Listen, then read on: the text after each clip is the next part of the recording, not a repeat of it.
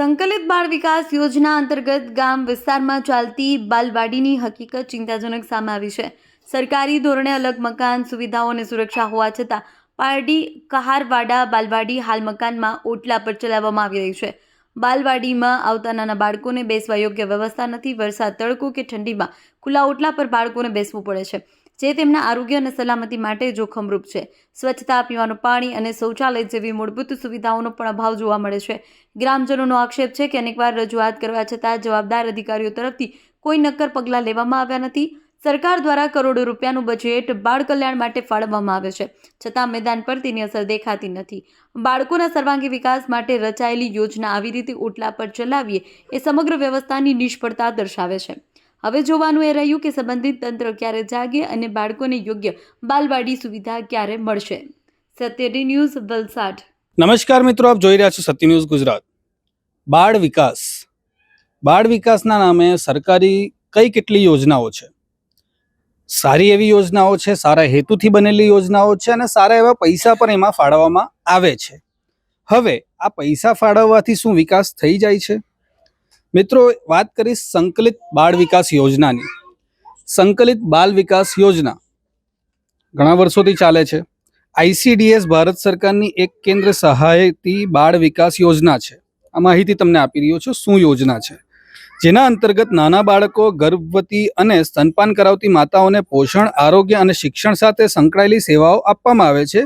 આ યોજના 2 ઓક્ટોબર 1975માં શરૂ કરવામાં આવી હતી અને તે ભારતનું સૌથી મોટું બાળ સશક્તિકરણનું કાર્યક્રમ છે।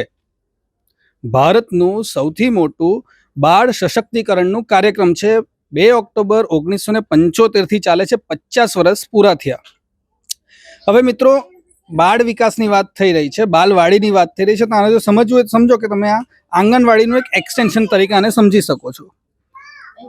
પ્રાથમિક સુવિધાઓ, પ્રાઇમરી સુવિધાઓની વાત કરીએ તો એક કોઈ બી તમે માળખું જ્યારે બનાવો જ્યાં કે બાળકો ભણશે, ગર્ભવતી મહિલાઓ આવશે, એ લોકોના ભરણ પોષણની વાતો થશે, નાના બાળકો 0 થી 6 વર્ષની ઉંમરના। હવે આ લોકો માટે અમુક સુવિધાઓ તો હોવી જોઈએ, જેમ કે પીવાના પાણીની સુવિધા, ફિલ્ટર પ્લાન્ટ હોય, અથવા તો પછી બીજી કોઈ સુવિધા હોય જેના થકી એ લોકોને સારું પાણી મળી શકે પીવા માટે।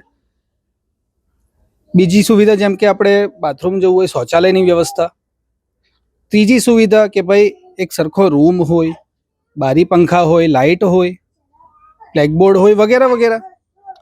હવે પારડી નગરમાં ઊભો છું, જેને આપણે પારડી શહેર હવે કહેવા લાગી ગયા છે। એ પારડી શહેરમાં જે સૌથી પહેલી બાલવાડી ચાલુ થયેલી ને હું ત્યાં ઊભો છું। અને જે આ ICDS ની યોજના છે, જે મેં વાતો કરી કે પ્રાઇમરી સુવિધાઓ, બાકી તો બીજી ઘણી સુવિધાઓની વાતો આમાં થઈ હશે, પરંતુ શું પ્રાઇમરી સુવિધા જે તમે પણ એક પ્લે સ્કૂલ ચાલુ કરો તો એ પ્રોવાઈડ કરશો ને તમારી જવાબદારી બને, તો શું એ અહીં મળી રહી છે કે નહીં એ આપ પોતે દૃશ્યમાં જોઈ શકો છો। મિત્રો, બતાવીશ તમને, આ છે સંકલિત બાળ વિકાસ યોજના હેઠળ ચાલતી પારડી ઘટકની 1 નંબરની બાલવાડી। આ કેન્દ્રનું નામ છે કહારવાડ। કહારવાડમાં ચાલતી આ બાલવાડી છે મિત્રો, લગભગ 6-7 વર્ષ ઉપર થઈ ગયા છે। શું પરિસ્થિતિ છે આપ જોઈ શકો છો। બાળકો ઓટલા પર બેસીને ભણવા માટે મજબૂર છે।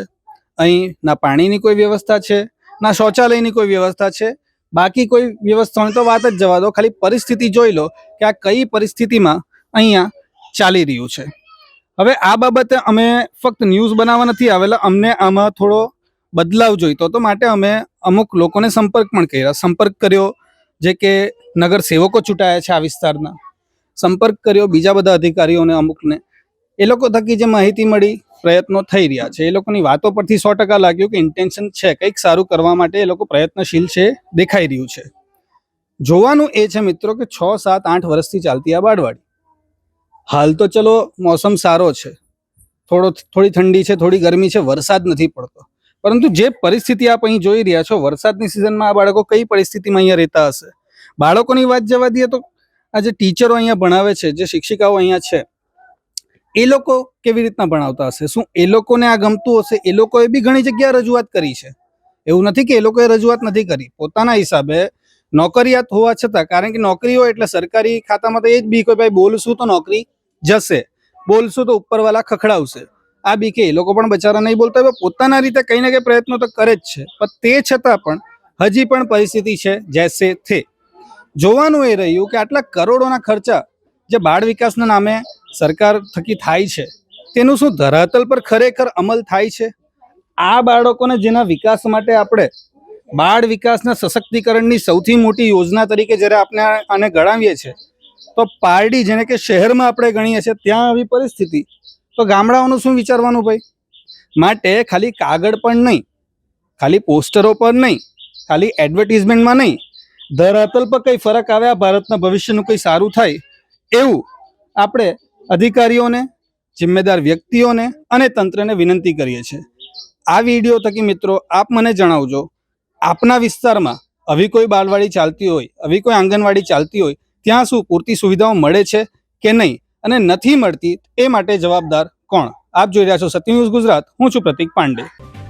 જો તમે આ વિડીયો ફેસબુક પર જોઈ રહ્યા છો તો લાઈક અને ફોલો કરો, અને યુટ્યુબ પર જોઈ રહ્યા છો તો અમારી ચેનલને સબસ્ક્રાઇબ કરો. સત્તરે.com આઝાદી સમાચારોની.